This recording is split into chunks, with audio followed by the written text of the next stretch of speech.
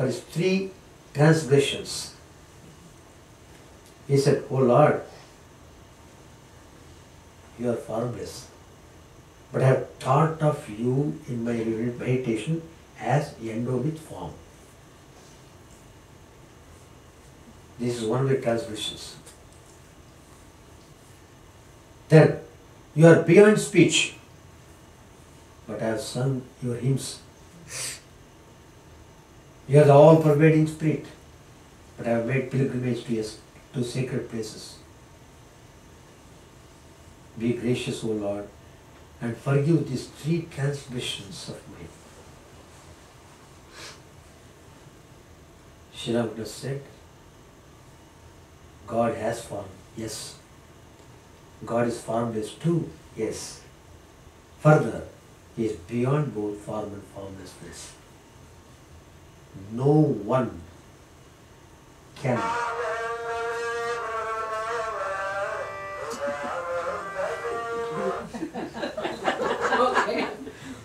no one can limit Him.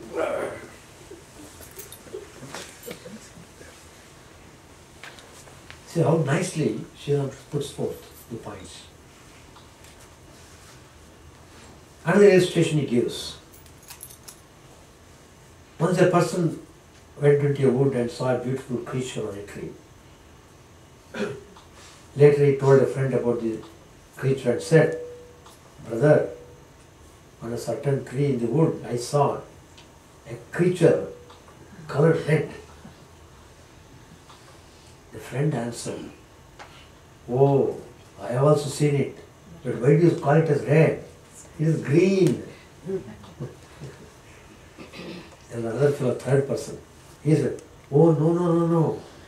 Why do you call it green, red and so on? It is yellow."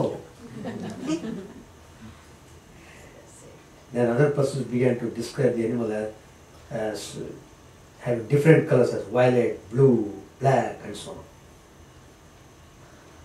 So, quite a good stuff for quarreling. They began to quarrel about which is true, which color is true. They want to decide upon it. So, they went to the tree where that creature was living, and there was a person who was sitting under the tree. And these fellows, they approached him and asked him, well, there is a creature here. We are seeing you every day coming and sitting under this tree and seeing that creature. Will you please tell me what is the color of that creature? We want to settle the matter. He said, "Oh, I know that creature very well. What each of you have said about the color of the creature, they are all true. Sometimes it is red, sometimes it is green, sometimes it is yellow, sometimes it is blue, sometimes it is pearl. Again, sometimes I see it has no color at all. So it changes color. It has color, at the same time it has no color." That's the conclusion. So one who constantly thinks of God can know His real nature. He alone knows that God reveals Himself in different forms and different ways, that He has attributes. He has attributes and again He has no attributes. Only the person who lives under the tree knows that the chameleon can assume various colors and sometimes it remains colorless. Others, not knowing the whole truth, they quarrel among themselves and unnecessarily they disturb their mind, they disturb their peace of mind and they suffer. What to do?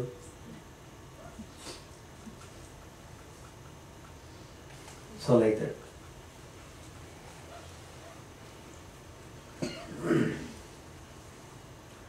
So Chidananda accepts both aspects of God.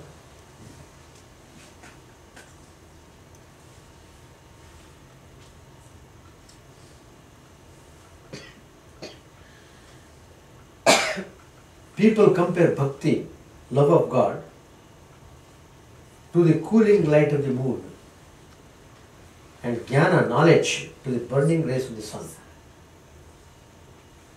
Chidananda said, I have heard that there are oceans in the extreme north and extreme south, where the air is so cold that it freezes the water into huge blocks of ice here and there. Ships cannot move there. They are stopped by the ice. The doctor who was there, he said, then the path of bhakti, the aspirant meets with obstacles? Chidananda said, yes, that's true. But it does not cause the devotee any harm. After all, it is the water of the ocean of Brahman. Existence, knowledge, bliss, absolute. That is frozen into ice.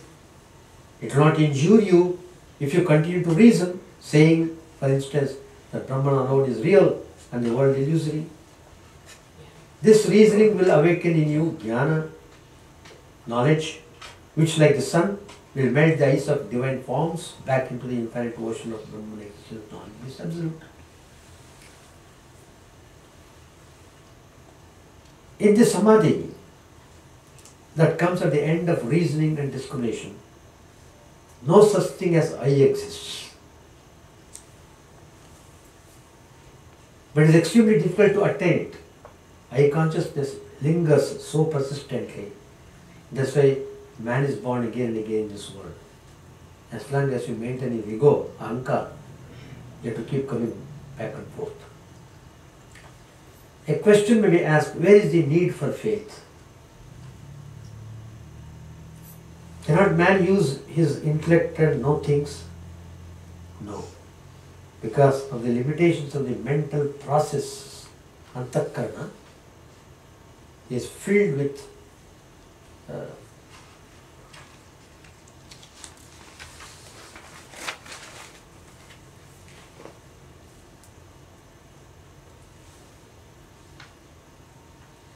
because of the limitations of the mental process, great people both in the East and the West, after having experienced the highest, have stressed the need for faith. And they could not have made a misstatement, for they had no purpose to do so. In all our experiences of external objects, there is a person who experiences. Then the process of experience, and then object experienced. The three factors are there. Without these triune factors, one cannot live. Every moment of one's life, they are present. These triple factors have to be annihilated for attaining the supreme experience. It's called Triputi Laya. That has to be achieved. And then consciousness alone remains. There is nothing but consciousness. Just you took yesterday, you can't remember the past, nor can you foretell the future. However intellectual one may be, when something goes wrong with his brain, he has to consult a psychiatrist or go to an asylum. One dose of opium is sufficient to make him lose his consciousness. Such are the limitations of intellect and senses. Further, jealousy, anger, prejudice, depression, all these cloud man's vision. If a person is cheerful, everything is beautiful to him. Otherwise, everything is ugly to him. If a person is filled with hatred, everybody becomes an enemy to him. If his mind is filled with love, everybody becomes his friend. Thus, knowledge derived through the mind can never be dependable. This conclusion is very important. Our great masterminds have tried to show that anything that we try to perceive is only appearance of a thing and not the essence of a thing. For example, take a piece of cloth. You say it's a piece of cloth. Suppose you remove its warp and woof. You remove all the threads. It is no more the cloth that it was formerly. It is now called a heap of threads. Now, again it can be reduced to cotton, and cotton again to atoms. So, in reality, we are wearing only atoms. Yeah. Then, are the senses and intellect not useful at all? They are useful, of course, but not to a certain, but they are useful only to a certain extent. Up to a certain stage, intellect is useful. But when that stage is reached, the intellect is no longer useful. On the other hand, it is an obstacle thereafter. It should be dispensed with. Even in Vedanta, which is mainly a process of constant inquiry and analysis, the intellect has to be avoided when one reaches the point of meditation, of drawing the mind inward. Masterminds knew that mind was not the essential part of man. And so they gave a kick to the mind and intellect and boldly took a leap into the unknown. They had direct experience of the truth and enjoyed the supreme bliss which they wanted to share with others. So they said, "Come ye, O seekers, we will show you the way to eternal beatitude, where there is perennial bliss and lasting peace." So, to believe in their words of experience is not blind faith. That comes under the category of Shraddha. Faith is spirit responding to the spirit. The ultimate existence is to be experienced through constant meditation. The ultimate essence in man responds to the infinite. Faith does not spring from the mind and senses. Faith is the nature of the innermost being of man. Here, faith, I mean the Shraddha, not ordinary faith.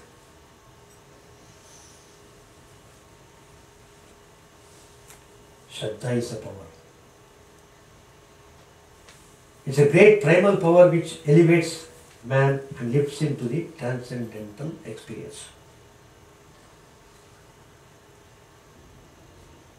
The supreme experience alone is present. Thus a person entering into the highest state of experience attains Nirvikalpa Samadhi. There is no question of coming back again and again, etc. It's over. The spiritual journey is over, and he knows what he is. That means, I know who I am. Who is that I? That I is the Atman. Who is that Atman? That Atman is part and parcel of the Paramatma. Finished. Then no more question of birth and death and so on. So the nature of the Supreme is existence. This can be illustrated by an example. You go to a jungle and see a tree there. Suppose a woodcutter cuts the tree. Then it is called log. Though the tree has changed its form and name, the existence has not disappeared. It exists in the name and form of the log. Now, if the log is then made into planks of wood, then log is not there, but the planks of wood are, or each plank of wood is there. The existence aspect continues. That's the point you should remember. Existence aspect continues. Suppose these planks are converted into tables and chairs.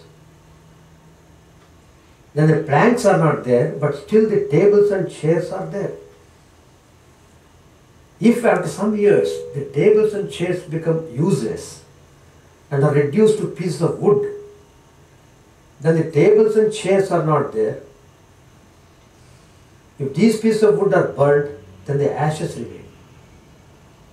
The wood now exists as the ashes.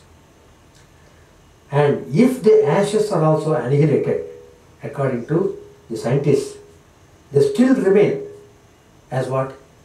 As atoms. Atoms.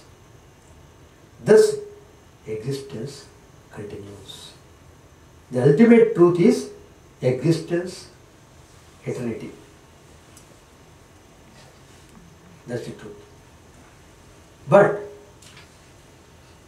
we are not able to experience the truth with our senses and the mind, for they are limited in the scope. One sees an object at night as long as there is light. But if the light is put off, in spite of his having his eyes opened, he can't see anything.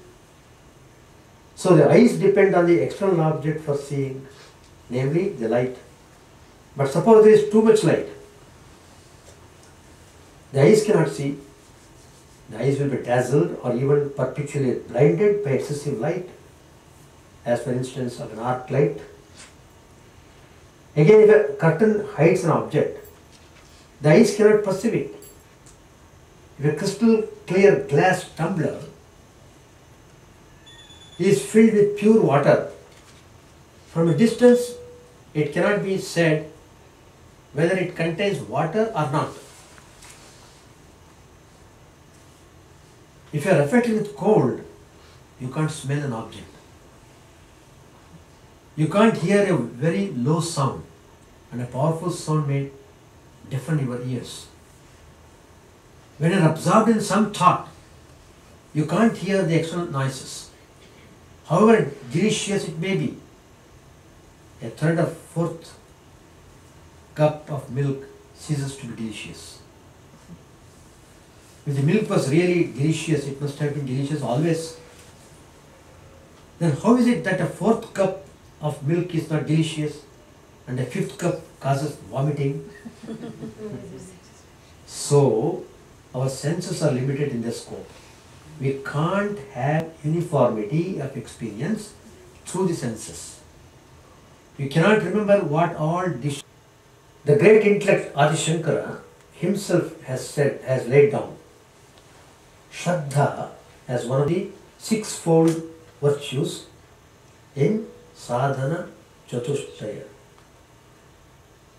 which consists Viveka, first one, discrimination. Second, Vairagya, dispassion. Third, Shat Samadhi Sat Sampatti. Shama, Dama, Uparati, Titiksha. Shraddha and Samadhana. Here comes the word Shraddha. And finally, Mumukshatva, intense longing for liberation. These are the four virtues which have to be cultivated by the spiritual seeker. That means the spiritual seeker must have all these four. If everything could be understood by analysis and inquiry, then why did he stipulate Shraddha? Without Shraddha, an aspirant cannot practice even Shravana, even hearing. If you don't have Shraddha, you don't care to come. I know, we should have got a party to attend upon. Let me go there. So, it wavers.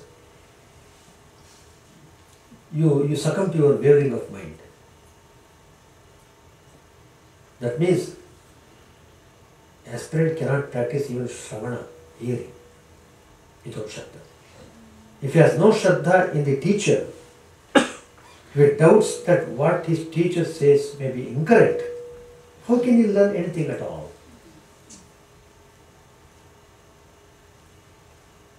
Nowadays, people have got great fashion now, changing views.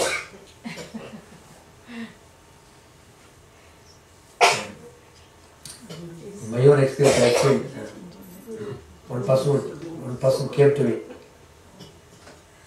Swamiji, will you please reinitiate me? One person reinitiation. I have already initiated by Bhasharji, so will you please initiate me again? No, I can't do that.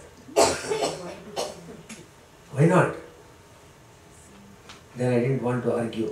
Then I told, look, I had just come in the beginning of the Chicago Ashram. First day encounter is this one. then I had to refer. Please write to the President of the Ramakrishna order. Whatever he says, suppose he says initiate him, I will initiate him. Then she took a bold step. She wrote a letter to President Maharaj. And President Maharaj at that time was Bhuteshanji. Immediately she got the reply. Believe, have Shraddha. Have Shraddha in the mantra given by your Guru. As you have mentioned, your Guru was Bhashananji. Why don't you cultivate Shraddha in the mantra given by him? That Shraddha will take you onward in spiritual path. There is no need for you to change the Guru or to be initiated again.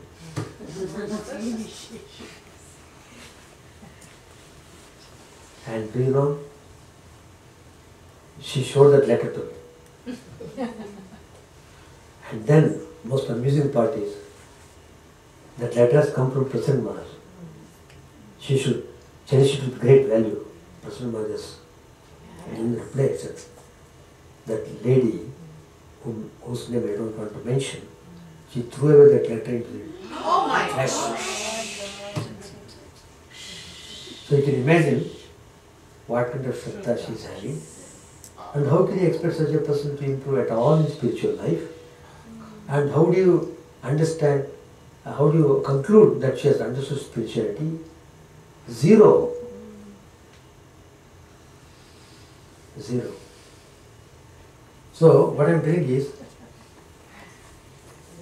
having Shraddha, without Shraddha, everything is empty. Please note that point. Empty. Everything goes afterwards negative value only. Yeah, all minus, -3, -4, -5, like that. So you have to cross the zero to come to positive. So you have to. So that's the way. So it is said, even in our daily life, Shraddha is indispensable. What to speak of spirituality? Somebody cooks food and we take that food. We do not doubt that the cook might have put some poison in the food. We go to a doctor for medicine and take the medicine that he gives without doubting that what he gives might be poison. In the spiritual realms also, the same is the case. There have been sages who have plumbed the depth of truth and given out their experiences. We repose Shraddha in the words of persons who say that they have visited the moon. Similarly, it is reasonable to repose Shraddha in the words of those who have seen the truth, because they say we have experienced the truth. So, you can also experience the truth provided you do what we have done in order to experience the truth. Experiment for yourself and then see whether you attain the same result or not. Swami Brahman used to say to the disciple, look, you follow strictly what I have told you, all the instructions. Follow this discipline for 6 months. If you don't find the result, proper result, come and slap my face. What bold statement. Swami was so confident that such person following these instructions should definitely have results. The sages give us assurance that we can also experience the highest truth by following the proper self-analysis. In our modern age, Chidananda has given this assurance. He told Swami Vivekananda in the first meeting itself, I have seen God, you can also see God. How nicely he tells. In that statement, he invoked Shraddha in Swami Vivekananda's heart. From that day onwards, the Shraddha bloomed like anything. And he could not contain it. That is the starting point. In starting itself, he gave a boost. Saint Tulsidas says, the Shraddha is like the handmaid of a queen. If anyone wants to see the queen, Maharani, he cannot be led to the queen by the servants of the palace to the inmost chamber in which the queen is staying. Only up to the gateway to the innermost chamber, others can lead a visitor. Thereafter, one of the handmaids of the queen alone can take the visitor to the queen. All our reasoning, all our theoretical knowledge, and so on, will take us only up to a certain stage.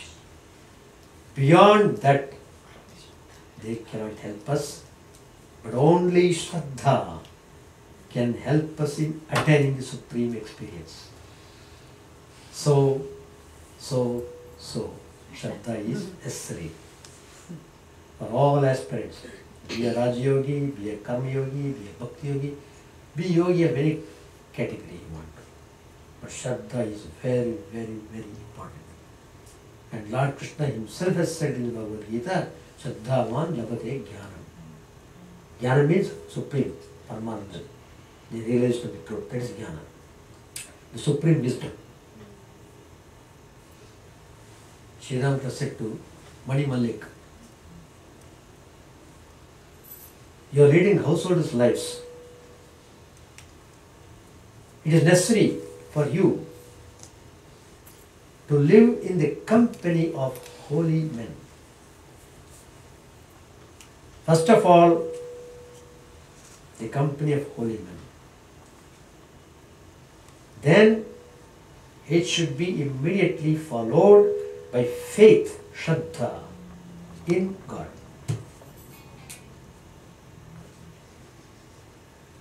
Once Sri Ramchandra was pleased with the prayer of Narad and told him to ask for a boon.